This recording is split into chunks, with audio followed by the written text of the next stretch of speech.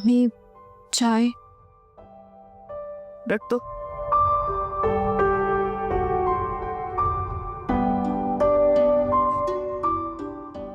अम्मी वो मैं आपसे पूछना ये था कि अब क्या मैं 2-3 दिन के लिए अब्बा के घर से हुआ?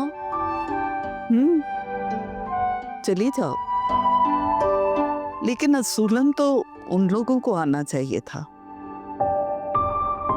रस्म भी यही है, लेकिन वो लोग तो तुम्हारी शादी करा के तुम्हें बिल्कुल भूल ही गए,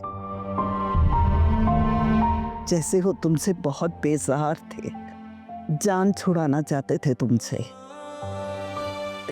ऐसी बात नहीं है अम्मी। वो अब्बा कहते हैं कि बेटियों के घर आना जाना अच्छी बात नहीं, बस इसलिए वो